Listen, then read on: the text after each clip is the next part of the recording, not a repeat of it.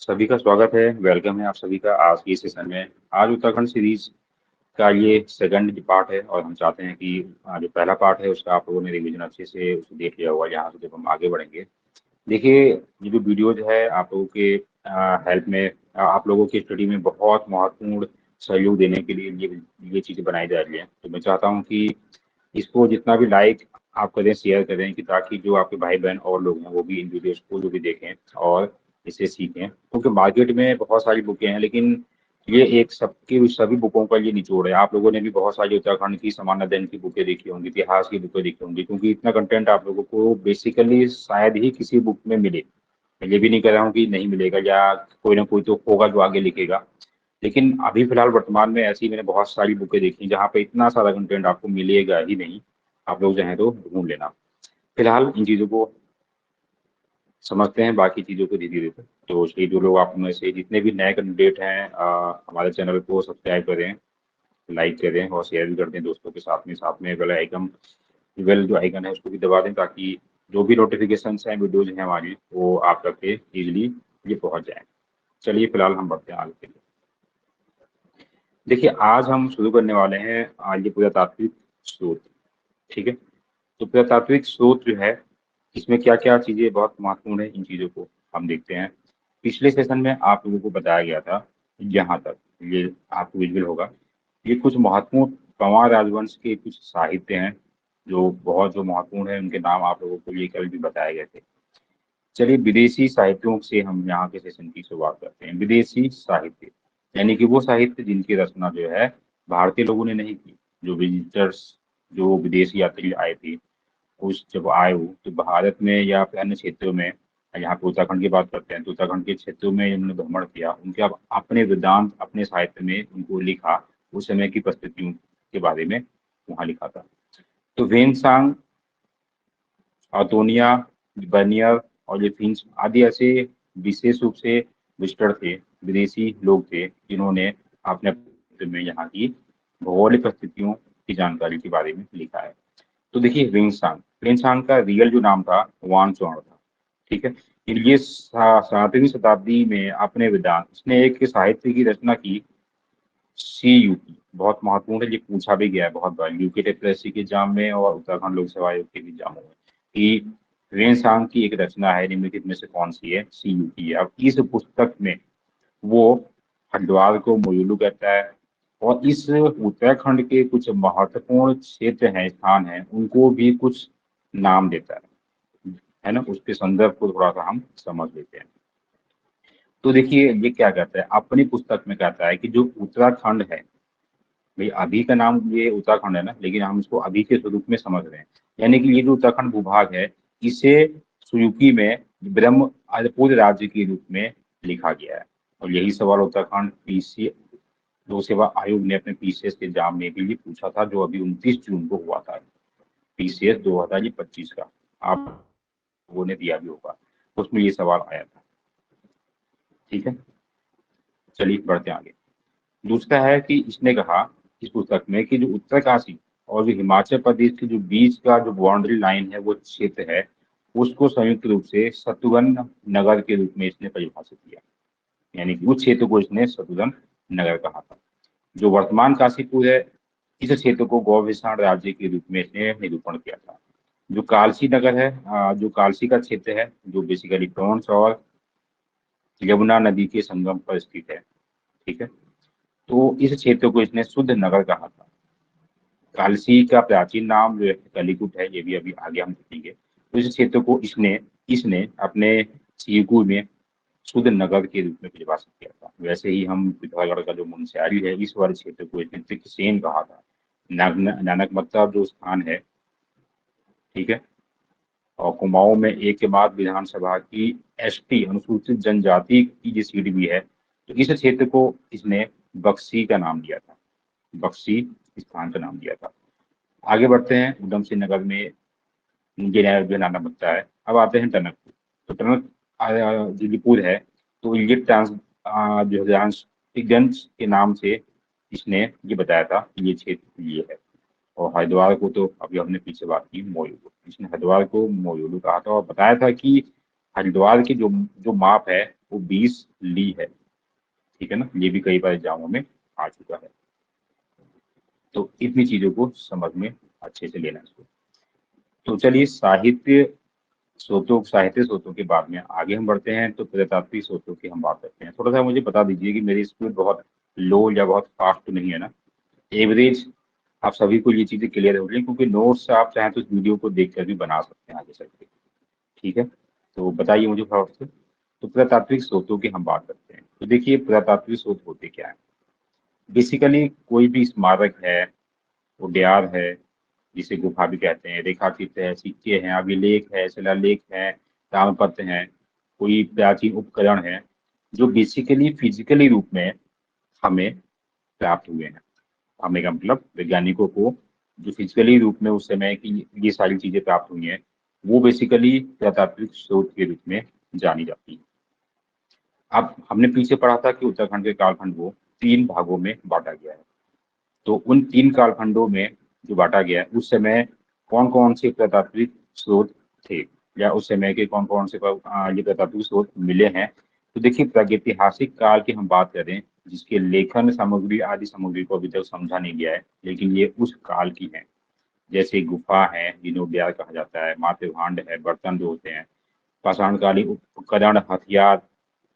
ठीक है, तो ये चीजें जो है प्रागैतिहासिक आदिकाल को के ये पुरातात्विक स्रोत हैं कि हाँ, यहाँ पर भी जो बेसिकली प्रागैतिहासिक काल में ये कुछ न कुछ परिवर्तन या कुछ न कुछ हलचल हुई थी। अगला है आदि ऐतिहासिक काल। तो इस काल में ये ताम्रपत्र, मानव आकृति, धार्मिक ग्रंथ, शिलालेख या कपमार्क्स आदि की प्राप्ति हुई है। इनमें से कुछ जो है समझी जा चुकी हैं, पढ़ी जा चुकी हैं, कुछ नहीं पढ़ी जा चुकी। बहुत सारे लेखन सामग्रियां मिट चुकी हैं, हट चुकी हैं। इनमें से कपमार्क्स की बात करते हैं। कपमार्क्स होता क्या है, ये देखो कई बार एक बार तो सवाल यूके टेपरसी के सवाल में ये पूछा भी गया था, यूके टेपरसी में। ठीक है, टेपरसी कि ये क्या होते हैं, इसकी खोज जो है किसने की। तो उत्तराखंड के ये होता क्या है कपमार्क्स, देखिए उत्तराखंड के जो विशाल भूखंड है और वो चट्टाने हैं, तो ये जगह जगह पर उखलनुमा गहरे गड्ढे उसमें पाए जाते हैं। जैसा लगता है कि प्राचीन समय में किसी ने उस पे जो पांव रखकर दबा दिया हो। इस तरीके के कुछ गड्ढे कहीं पे ये चट्टानों में आप लोगों ने हल्के टेढ़े मेढ़े देखे होंगे, जिसमें बरसात होता है तो कुछ हद तक थोड़ा बहुत पानी भी जम जाता है। ठीक है, तो ये जो गड्ढे होते हैं कप मार्क्स हैं, और जिन्हें प्रतात्विक विज्ञान की भाषा में जो ये गड्ढे हैं, इन्हें जो है कपमार्क्स की संज्ञा दी गई है। और ये कपमार्क्स विशेष रूप से कहाँ कहाँ से पाए गए हैं, तो विशेष रूप से ये कुमाऊं क्षेत्र से ही पाए गए हैं। जैसे देवीधुरा, चंपावत का देवीधुरा, अल्मोड़ा में ये बाड़छीना है, नैनीताल डिस्ट्रिक्ट में हल्द्वानी है, नयार की घाटी आदि स्थलों से इसकी प्राप्ति हुई। विशेष रूप से देवीधुरा, सबसे पहले देवीधुरा से इसकी प्राप्ति हुई थी। उत्तराखंड के पूरे क्षेत्र की हम बात करते हैं। हाँ, ठीक है, ओखलनुमा या ओखलनुमा जो गड्ढे होते हैं। देखिए अगर हम देवीधुरा की बात करते हैं, हम करते हैं क्योंकि यहीं से सबसे पहले इसकी प्राप्ति हुई थी, फिर बाकी स्थलों से भी हुई थी। तो देवीधुरा में कपास जो खोज हुई बेसिकली 1965 में जे डब्ल्यू हेबुत के द्वारा इनको खोजा गया। तो ये सवाल आ चुका है, वेरी वेरी इंपॉर्टेंट। अब आप लोग इन चीजों को कैसे याद रखते हैं, कैसे रिवीजन करते हैं, बहुत ही महत्वपूर्ण है। सबके रिवीजन करने का तरीका अलग है, जैसा ठीक लगता है आप इसको रिवीजन भी कर सकते हैं। अगला कार्य है आपका तीसरा, ऐतिहासिक काल। तो ऐतिहासिक काल की जितनी भी सामग्रियां प्राप्त हुई हैं पुरातात्विक स्रोत की, तो उसको समझा गया है और उस पर लेखन सामग्री को पूर्ण रूप से ये पढ़ा भी जा चुका है। जैसे मादक है, रेखा चित्र है, सिक्के हैं यदि किसी शासक वंश के हैं, है ना, अभिलेख है, ताम्रपत्र है। देखो एक सत्ता या एक जो है वंश का आपको आगे नाम सुनोगे, एक नाम आता है कुलिंद वंश। कुलिंद नाम सुना होगा आप लोगों ने।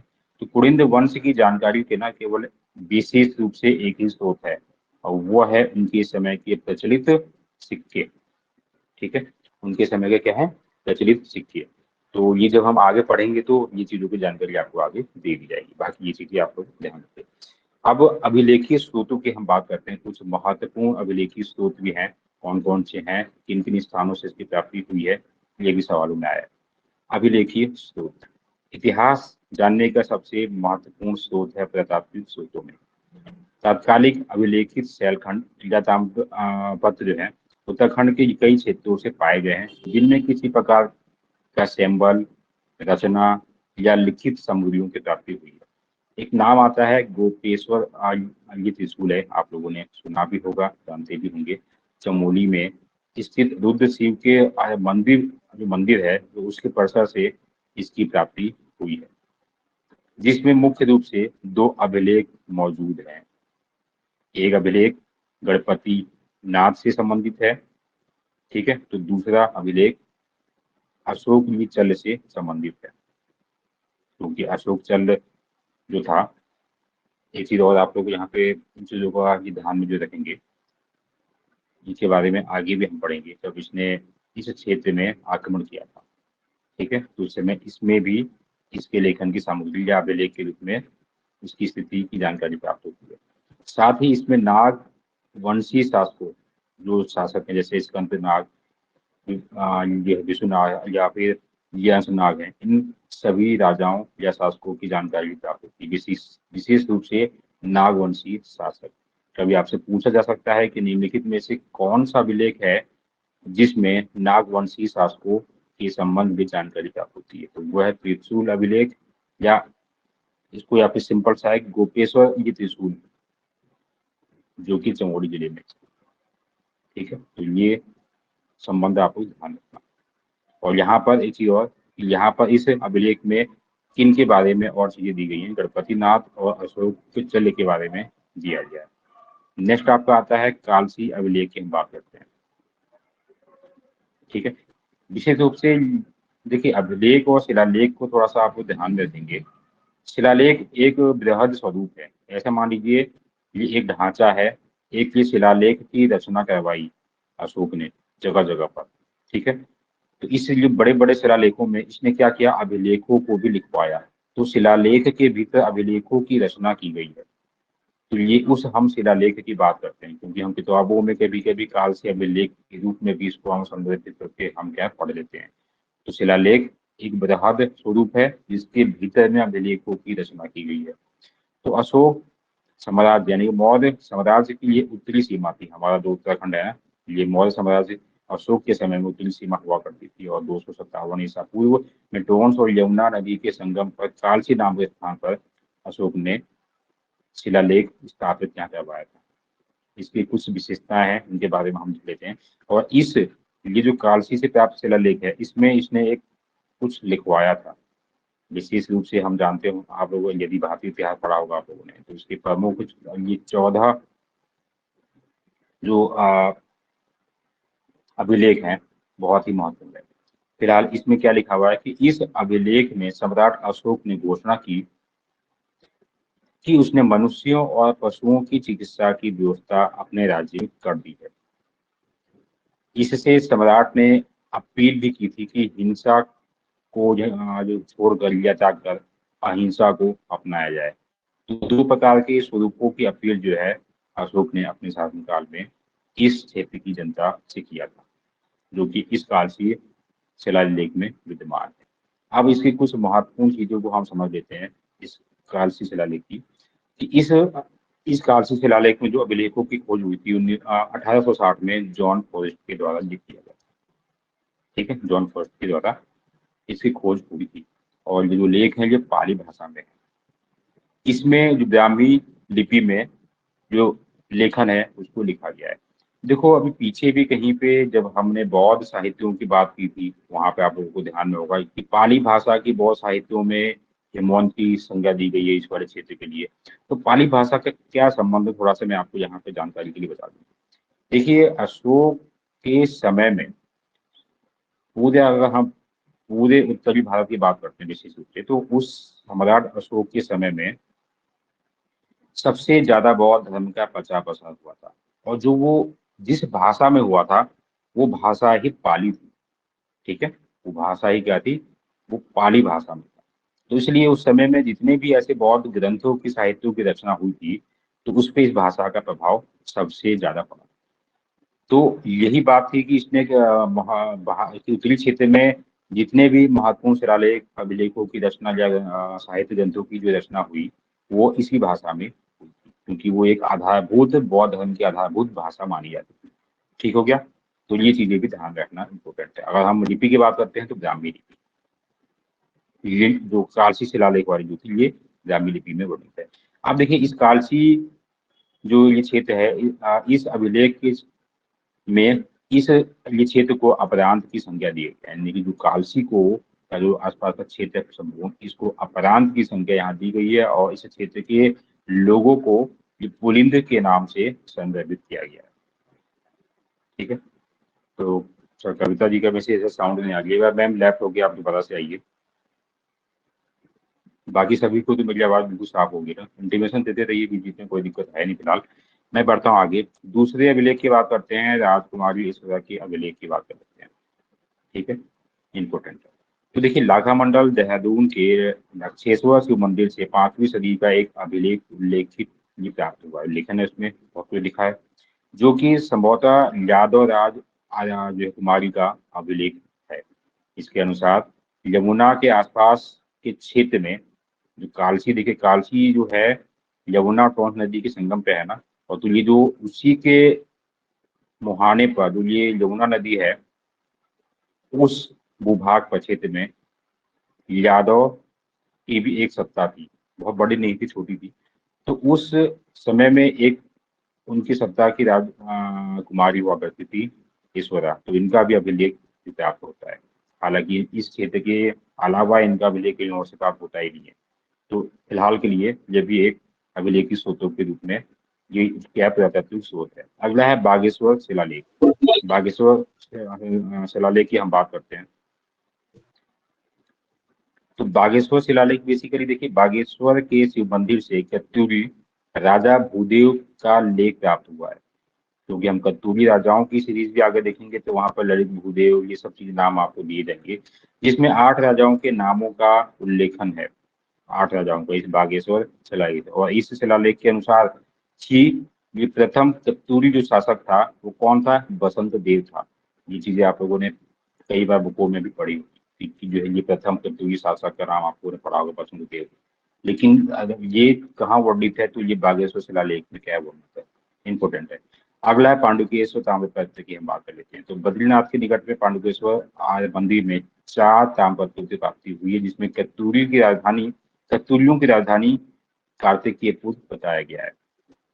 और एक ये ताम्रपत्र में लेखक जो गंगा भद्र का भी नाम, उस समय के लेखक का भी नाम क्या विराजमान है, इसलिए बहुत महत्वपूर्ण है। और इस पांडुकेश्वर की ताम्रपत्र की हम बात करते हैं तो इसका उल्लेखन ललित सुदेव ने करवाया था।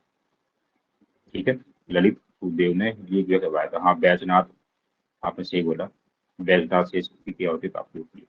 अगला धारशिल शिलालेख, ऊखी मठ में स्थित पवार शासक अनंत पाल का अभिलेख है।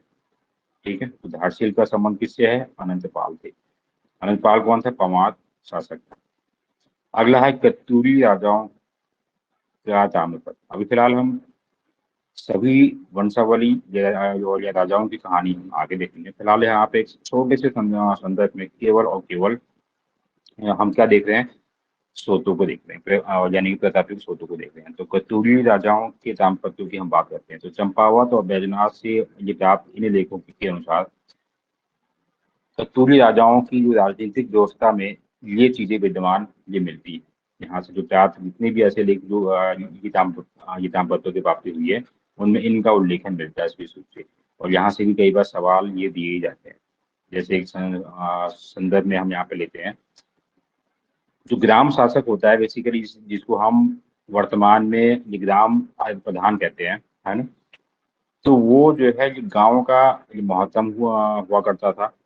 ठीक है, और ये विशेष रूप से इस कत्यूरी राजाओं के समय में इसे क्या कहा जाता था, तो पल्लिका। दूसरा है प्रतिरक्षक, जिसे रक्षक या रक्ष के नाम से जाना जाता था। अगला आपका ये बलाध्यक्ष है, जो कि बेसिकली तहसीलदार के स्वरूप में ये सारे कामों को देखता था। अक्षय पटलिक, जो कि सेनापति का हेड या मुखिया हुआ करता था इनका।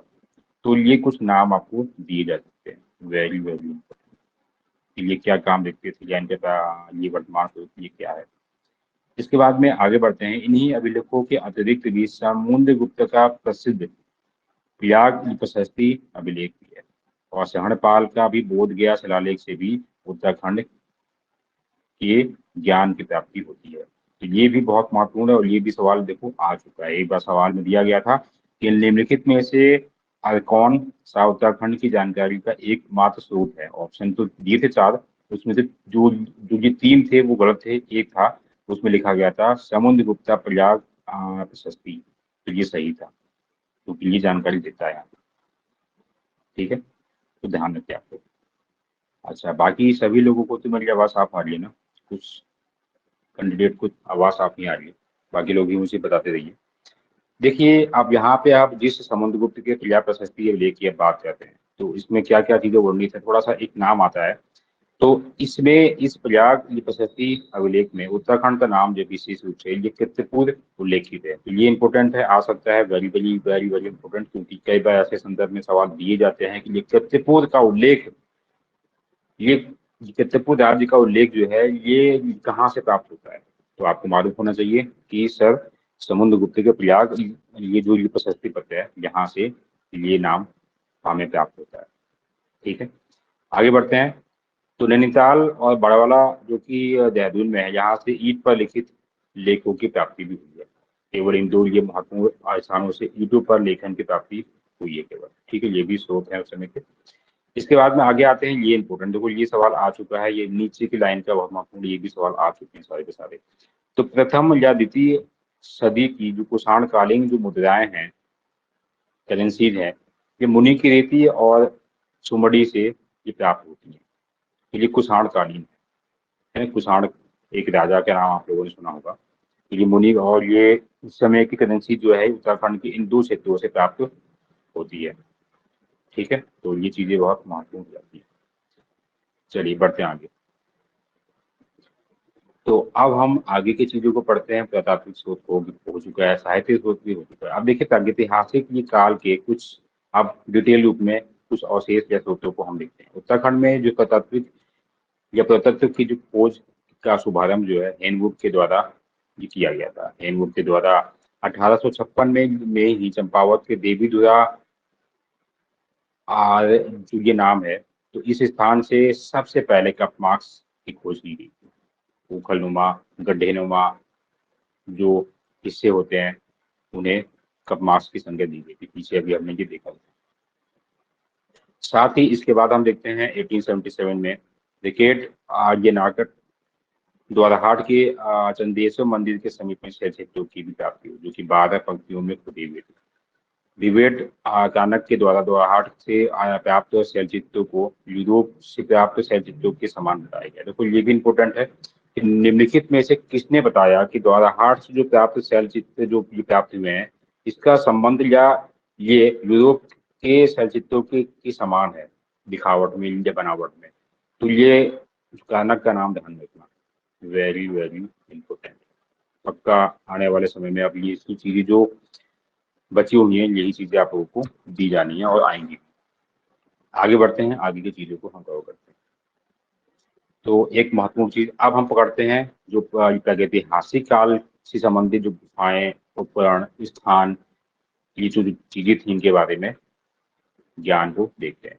तो अल्मोड़ा से प्राप्त होने वाले स्रोत प्रागैतिहासिक काल के, लाकू ब्याग नाम आप लोगों ने सुना होगा। इसकी खोज 1968 में डॉक्टर MP जोशी जी के द्वारा की गई थी। बेसिकली आप लोगों को ये चित्र में दिखाई भी दे रहा होगा, इसका जो आकार है वो नागफनी के जैसा है ना, नाग या नागफनी के जैसा है। यहाँ पे आपको ध्यान रखना।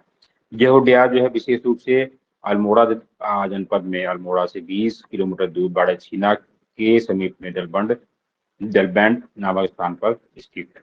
यदि को दिया होगा तो आप लोग जानते होंगे। और ये सुयाल नदी के दाएं तट पर स्थित है। देखो ये कई बार आ भी चुका है कि लाकू डियार की खोज किसने की और यह कब हुई, किस नदी के मुहाने पर है, ये सवाल आ चुके हैं। लेकिन मैंने कहा ना कि अब स्वरूप जो है चेंज हो रहा है सवालों का, प्रश्नों का। पहले तो एक लाइन में दिए जाते थे, 4 सिंपल से ऑप्शन होते थे। अब क्या हो रहा है, अब ये मैचिंग में दिए जाते हैं।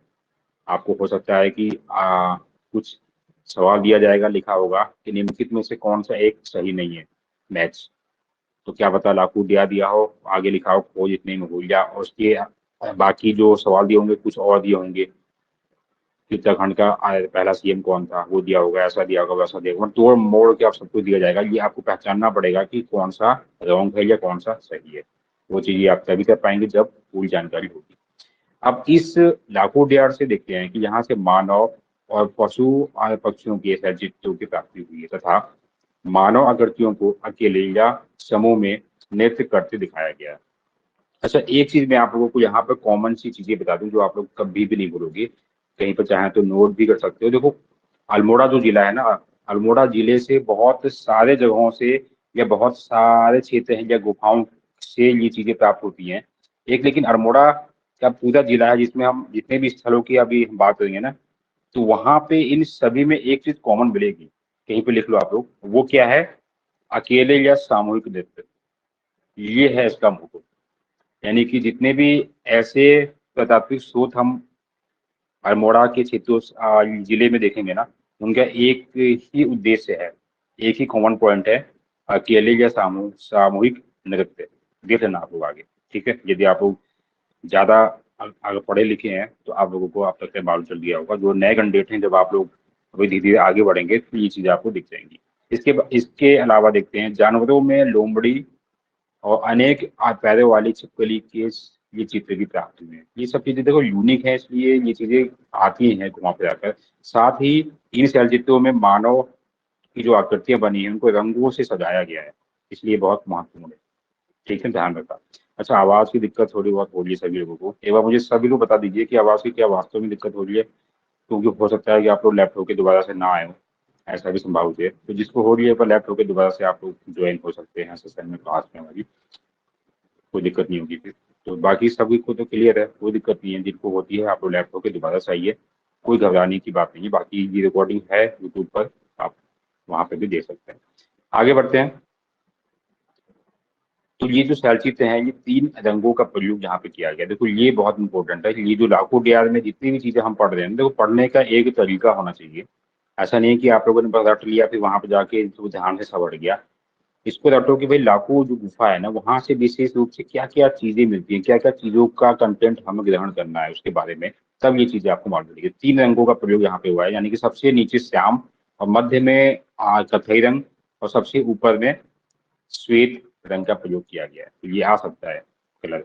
और ये चलचित्र जो विशेष रूप से नागफनी के आकार का, आप लोगों सभी लोगों को विजिबल हो रहा होगा। इसका जो आकार भी कई सारे एग्जामों में ये पूछा गया है कि लाखों उद्यान का जो आकार है कैसा है, नागफनी के जैसा है।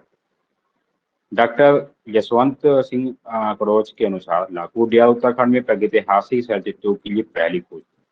बहुत ध्यान रखना।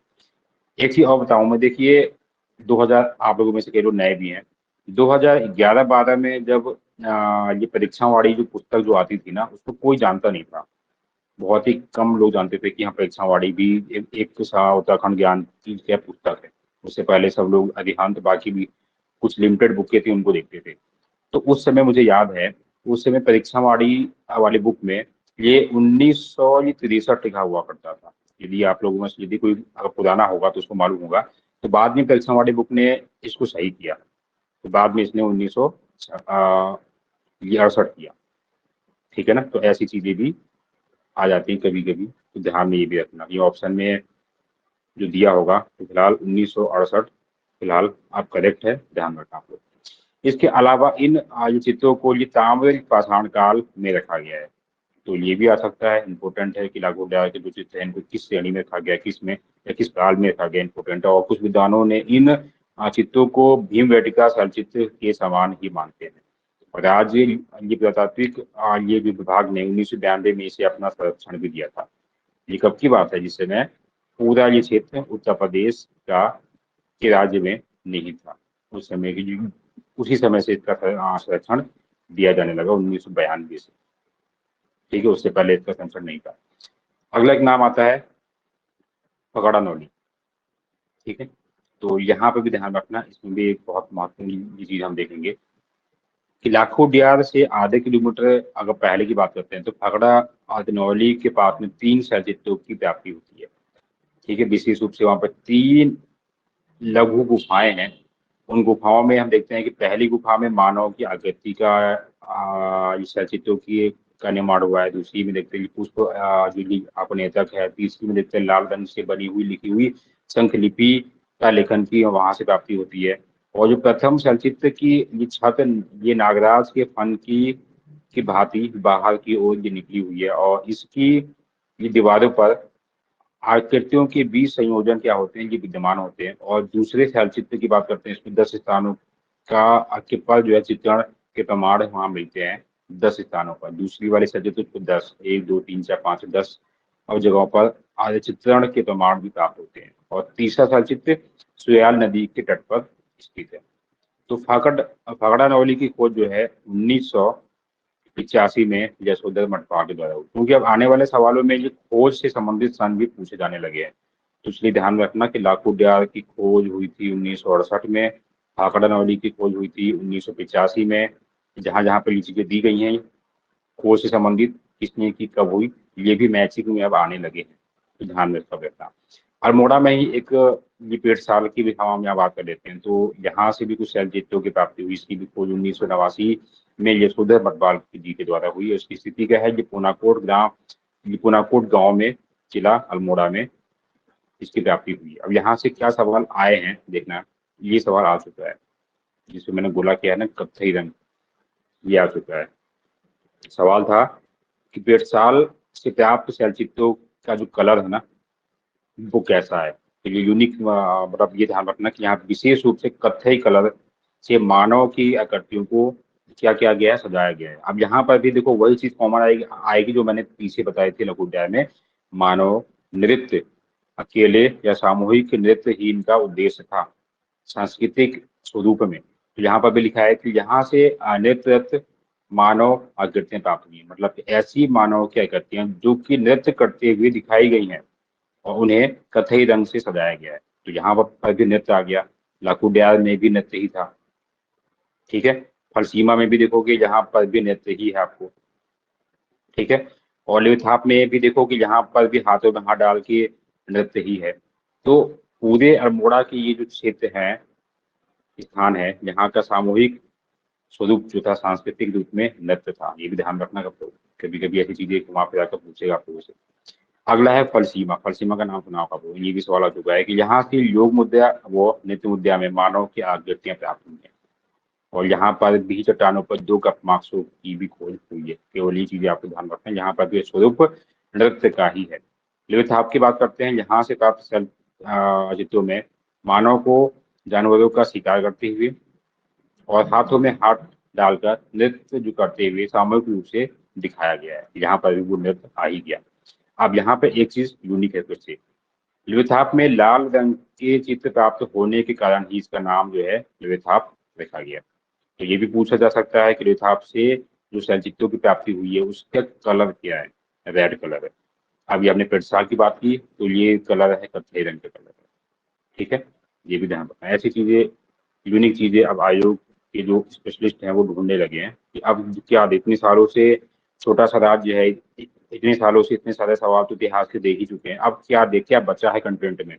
तो ये चीजें ही बची हुई है जिन चीजों को आपको और समझना पड़ेगा।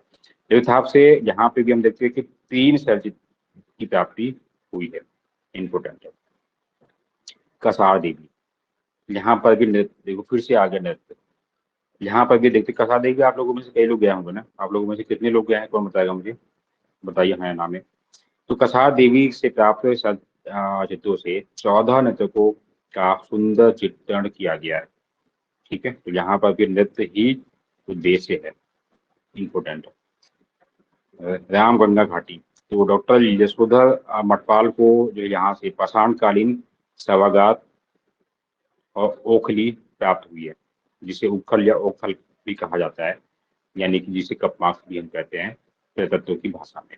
तो ये रामगंगा घाटी का नाम ध्यान रखना, यहाँ से पाषाणकालीन शवागारों की प्राप्ति भी हुई है। हर्षी जी का मैसेज गए हैं, विनीता जी के लिए भी गए हैं, ठीक है। धनगढ़ की बात कर लेते हैं, अल्मोड़ा में ही स्थित है धनगढ़। तो कुमाऊं विश्वविद्यालय अल्मोड़ा के इतिहास और पुरातत्व विभाग ने अल्मोड़ा जनपद में ही बगवाली पोखर के निकट में धनगल गांव में थापली युग पुरोला के समान ये चित्रित दूसरे मध्य के ये जो आपके टुकड़े हैं पक्की मिट्टी के बने हुए अनेकों प्रकार के खिलौने हैं। ये तांबे की बनी हुई जो चूड़ियां हैं, साथ ही अश्व की जो अस्थियां, हड्डियां, अवशेष हैं, इनकी खोज की। ठीक है, तो ये चीजें इंपॉर्टेंट है। धनगर से किसने और क्या खोजा? तो कुमाऊं विश्वविद्यालय का नाम ध्यान रखना, और इसने ये खोजा। और यहाँ पे चित्रित मातभांड जो है, यानी कि जो उस समय के मिट्टी के जो बर्तन थे, भाई उस समय विशेष रूप से मिट्टी के ही बर्तनों का प्रयोग होता था।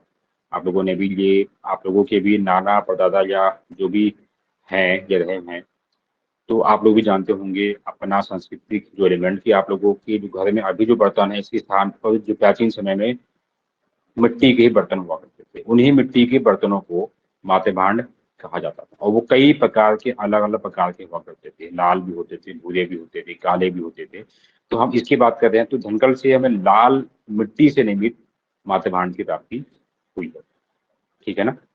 यहाँ पे देखिए, कुमाऊं विश्वविद्यालय के द्वारा 1998 में प्रोफेसर एमपी जोशी और डीएस नेगी के संरक्षण में यहाँ पर उत्तरी खनन का काम शुरू हुआ था। तो कुमाऊं विश्वविद्यालय का नाम ध्यान रखना, जिसने धनगल नामक स्थान पर ये चीजों की प्राप्ति की और लाल रंग की मिट्टी से मिट्टी के बर्तनों की अवशेष प्राप्त की। अगला नाम आता है दोराहाट का चंदेश्वर मंदिर। यहाँ से भी बहुत महत्वपूर्ण है। देखो, दोराहाट में कई लोग, आप लोग गए भी होंगे, वहाँ पे बहुत सारे जो मंदिर बने हुए हैं। विशेष रूप से द्वाराहाट की, मेन द्वाराहाट की अगर हम बात करते हैं, तो उसे कुमाऊं का खजुराहो भी कहा जाता है।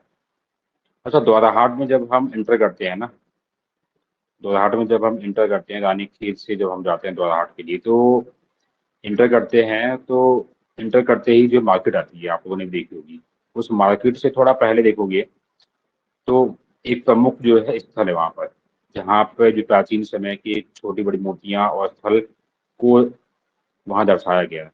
आप लोगों में से कई लोग गए भी होंगे, बताइए कौन कौन गया है।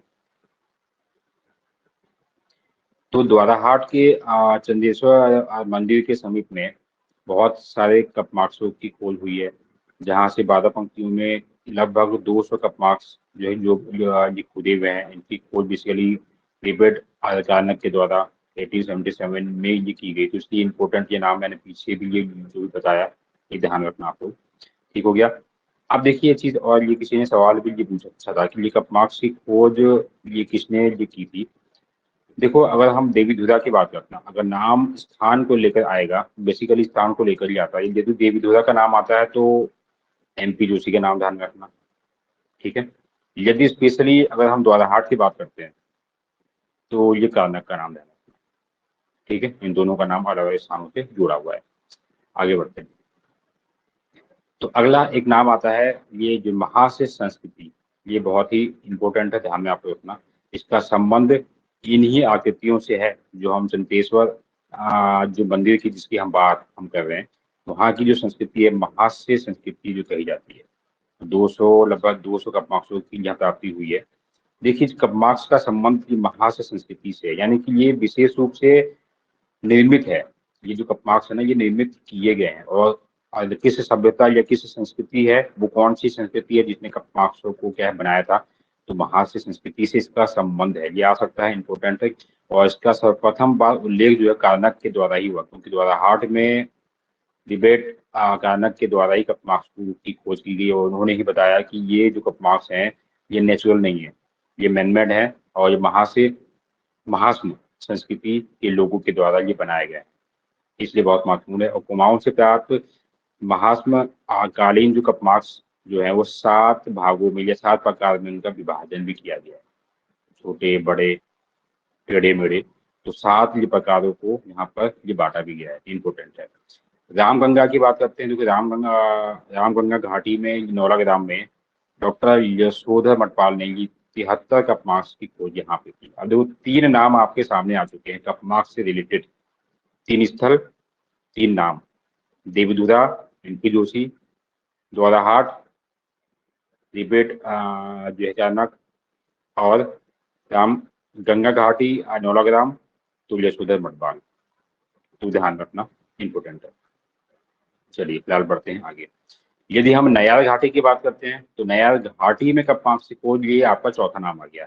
तो नयार घाटी में कप्पाक से खोज डॉक्टर यशवंत सिंह कड़ोच ने की।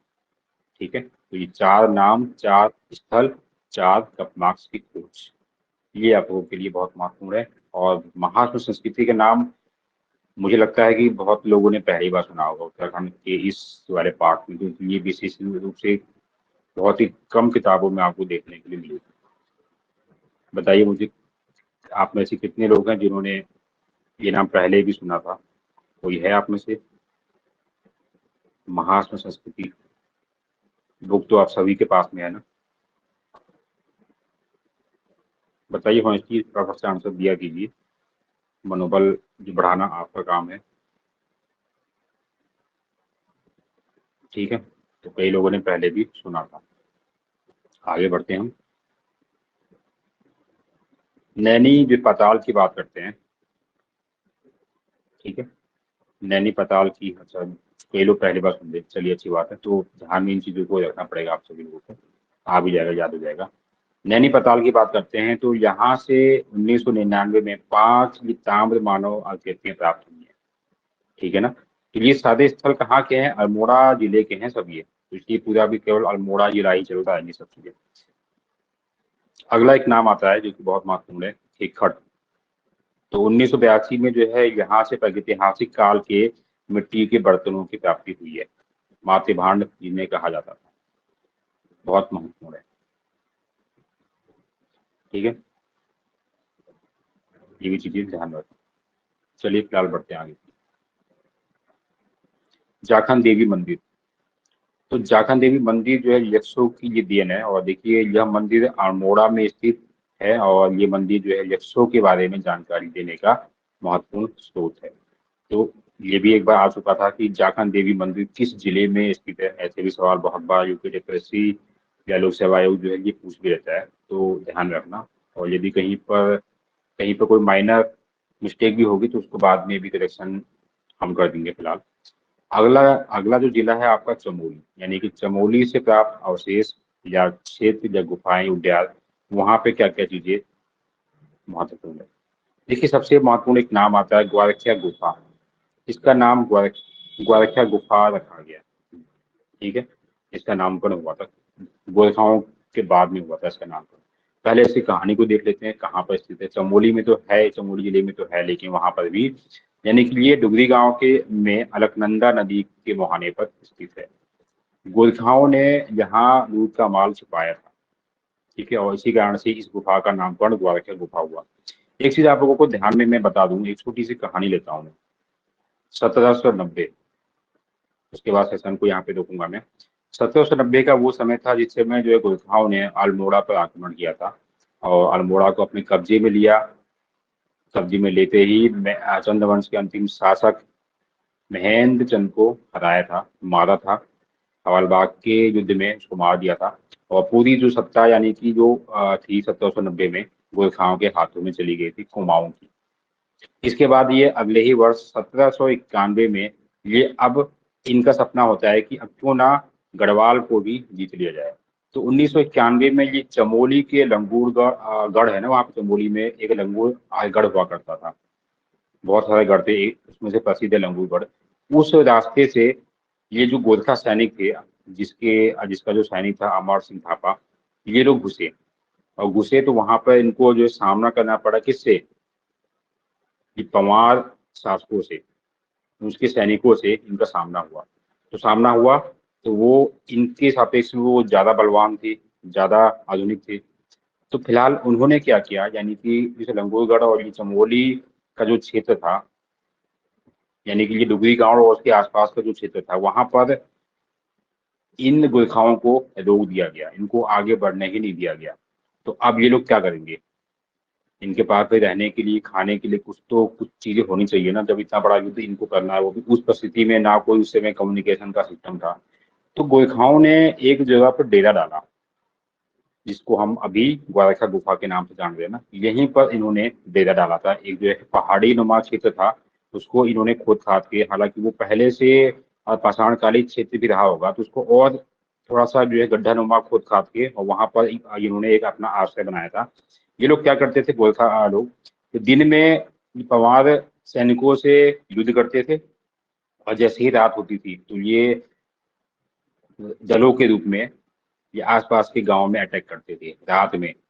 और जब अटैक करते थे तो जिसके घर से जो मिल जाए, चावल, आटा, सब्जी, लड़की, लड़का, महिला, जो कुछ मिल जाता था, ये उसको उठा के ले आते थे। ठीक है, फिर उसका ये लोग जो है उपयोग करते थे। और फिर जिसके घर से कुछ ज्यादा अनाज, सोना, चांदी या कुछ ऐसी कीमती चीज भी, जो चीजें लूटपाट में जो मिलती थी, उसको लेकर वो अब इस गुफाओं में छुपा दिया करते थे। ठीक है, तो ये थी वो कहानी, और ये समय बहुत आगे तक चला। करीबन फिर आगे 1791 से लेके फिर 1792 तक ये सिलसिला जो है इनका चलता रहा। फिर इनको वापस आना पड़ा, और फिर एक बार ये फिर उसी स्थान पर वापस आ गई। ये फिर से 1795 में ये फिर से पहुंचे थे, उन सैनिकों को, उन पवार सैनिकों को हराकर गढ़वाल में ये प्रवेश करने के लिए। ठीक है, तो ये जो कहानी है ये आगे भी हम पढ़ेंगे, जब गोरखाओं की स्थापना होती है और कैसे ये गढ़वाल में ये प्रवेश करते हैं, क्या क्या होता है, वो परिस्थिति जो क्या क्या होती है, वो सब चीजें कहानी आगे की है। मैंने एक यहाँ पे गोरखा का नाम आ गया था, तब मैंने आपको कहानी बताई। और इसकी खोज, इस गुफा की खोज जो है राकेश भट्ट जी के द्वारा 1993 में की गई। यहाँ ये बेसिकली पीले रंग की धारीदार जो चट्टान पर गुलाबी और लाल रंग के चित्रण का चित्रों को अंकित भी किया गया, गुलाबी और लाल, इंपोर्टेंट है। यशोधर मठपाल के अनुसार इन शिलाग्रहों में लगभग 41 आकृतियां बनाई गई हैं, जिनमें से ये 33 मानवों की और 8 जो है ये पशुओं की आकृतियां हैं। वो उसी वाले गुफा में जहाँ पर ये आश्रय, जहाँ पर गोरखा लोग छिपे हुए थे, जहाँ पर इन्होंने अपना खोज लूटपाट का जो माल था वो छिपा रखा था। आगे बढ़ते हैं, तो यहाँ मनुष्य को त्रिशूल आकार से अंकन भी किया गया है। ये भी इम्पोर्टेंट है, बहुत महत्वपूर्ण। और यहाँ से मानव, भेड़, बारहसिंगा, लोमड़ी आदि के रंगीन चित्रों की प्राप्ति भी होती है। और पशुओं में बकरी नुमा चित्र काफी जो प्राकृतिक है, नेचुरल रूप से बनाया गया है, बकरी का भी वहां पे क्या है ये चित्र भी। और साथ ही इन चलचित्रों का जो प्रमुख विषय, जैसे हमने अल्मोड़ा के महत्वपूर्ण जो स्थल थे, वहां का जो प्रमुख उद्देश्य या जो विषय था वो नृत्य था। तो यहाँ पर क्या है, यहाँ पर ये पशुचारक संस्कृति है, इनका उद्देश्य और यह विषय, या पशुओं को हांका देकर ये घेरना। ठीक है, ये पकड़ना, ऐसा कुछ। आगे बढ़ते हैं कि यशोधर मठपाल के अनुसार ये कहते हैं कि जो गोरखा काल में नेपाली जो सैनिक थे, ये एक ये दल ने गांव में लूटपाट ये क्या करते थे, और वहां से ये प्राप्त हुआ जो सामान था वो यहाँ पर इस स्थल में, इस ये गुफा में छुपाया था। और वहां से भी बहुत सारी चीजों की प्राप्ति भी होती है। और यहाँ पे माल छुपाने के कारण, गोरखाओं के द्वारा माल छुपाने और आश्रय लेने के कारण, इस गुफा का नामकरण ग्वारखा गुफा के नाम पे रखा गया। हालांकि वहाँ की कुछ जो शैलचित्रों की जो प्राप्ति हुई है, मैंने अभी पीछे बताया, वो पाषाण कालीन है। ठीक है, तो ये वो है ग्वारखा गुफा। ये पोर्शन समझ में आया आप सभी को। आगे के सेशन में आएंगे तो मलारी गांव, इसकी फोटो भी आपको विजिबल हो रही होगी, चमोली में है।